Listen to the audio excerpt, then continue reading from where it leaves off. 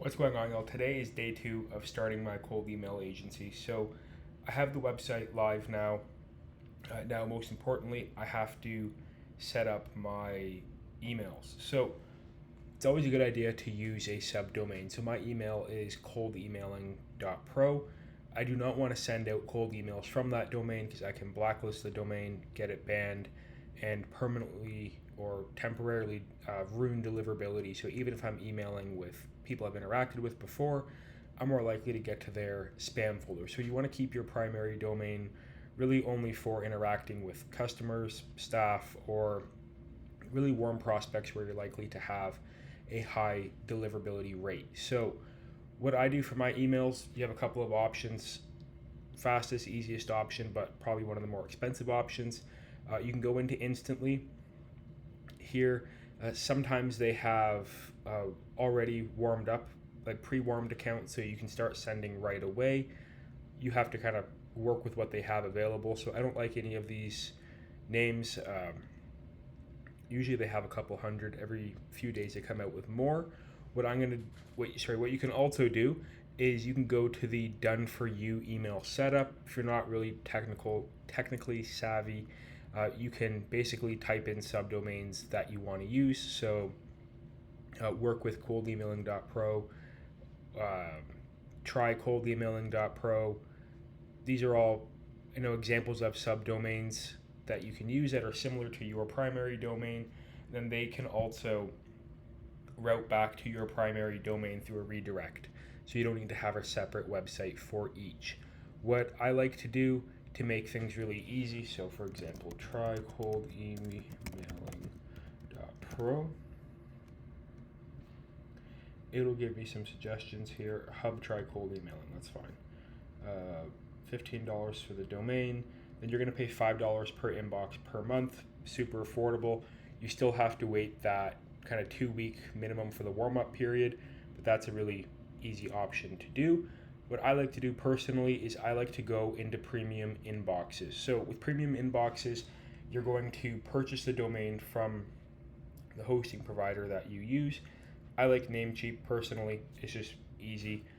Your domain forwarding destination URL. So that's going to be your primary domain that you have your website hosted on. So when people Google your subdomain, it redirects them there.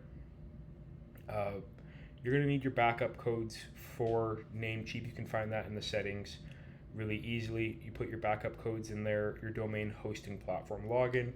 Usually for domain sites, you need to have two-factor authentication through either the Authenticator app on your phone or a text message. Obviously, premium inboxes can't get that because it's on your phone. That's why you put the backup codes in. You're going to put your domains in there, so the subdomains that you bought, and then your sequencer login. So I use Instantly. I find Instantly to be the best, so I choose Instantly from the options here. You're going to put your login there. Total number of inboxes. So I do 3 inboxes per domain. I don't like to go above that, so select 3. Total number of inboxes, so basically multiply the total number of subdomains that you bought by 3. So if you bought 4 subdomains, 3 inboxes per domain, you're going to get 12 inboxes. For persona, I like to use my name because I'm going to be the one doing sales to get started. So for example, persona 1, Daniel, Daniel.Linton, D.Linton, whatever you want to put there.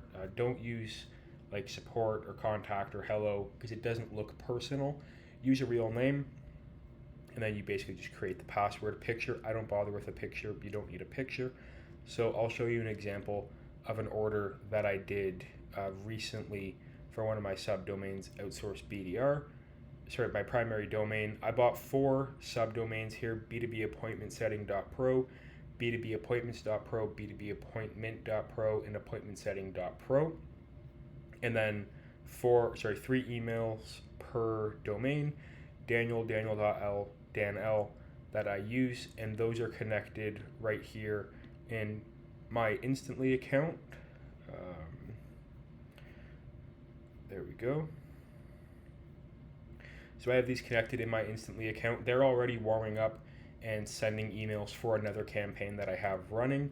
I recommend you do your warm up for at least 2 weeks before getting started. You can stretch it to 4 and it's better, but 2 weeks you're good to get started, and start with 15 emails per day on that subdomain. So like this is fairly new. Uh, with Instantly, you can also incrementally increase it. So slow or campaign slow ramp, it's going to increase the number of emails being sent per day. Start at 15. I like to go from 15 to 20, 25 to 30, and not really push it past 30 because you're more likely to get blacklisted or sent to spam, which kind of just defeats the purpose of your campaign. So once you have that set up, you go into your campaigns and you launch a campaign. So here's a good campaign I had running for nationwide janitorial. 5.9% reply rate. The reply rate was a little bit higher for this one. I closed a few deals off this campaign actually. 0.8%. So that's basically how you get started. So new campaign, name it my campaign. Once your emails are in here, usually with premium inboxes, they're going to go in like 12 to 48 hours. They're really quick. You just select the accounts that you want to use for this campaign. And what's important is daily limit. You can put 500 or 1,000. It's not going to send that many. That's the maximum that it can send. So make sure it kind of lines up with the limits that you have set for your email account. So if you have 12 emails on 4 subdomains, you can put like 500 as the limit. It'll only send whatever you allow. So 15 to 30 per email. Another important thing is to have open tracking disabled. I believe it was in September of 2024, Google and Microsoft to cut back on spam emails or cold emails being sent out, where people would basically have open tracking enabled and call and say, hey, you opened my email. Do you want to talk about whatever you emailed them?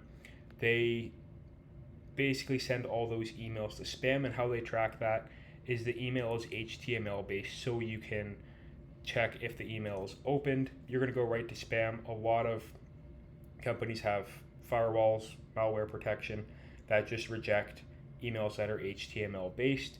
So keep this disabled and your emails will be sent as TXT, which will get through to your prospect's inbox, which is what you want. So as TXT only. So that's really how I get my email set up. With premium inboxes, you're also only paying $350 per email, which is a lot cheaper than $350 per email, which is a lot cheaper than going directly through Google Workspace, and a little bit cheaper than getting your emails through Instantly. So I hope this helped. This is day 2, so follow along for more.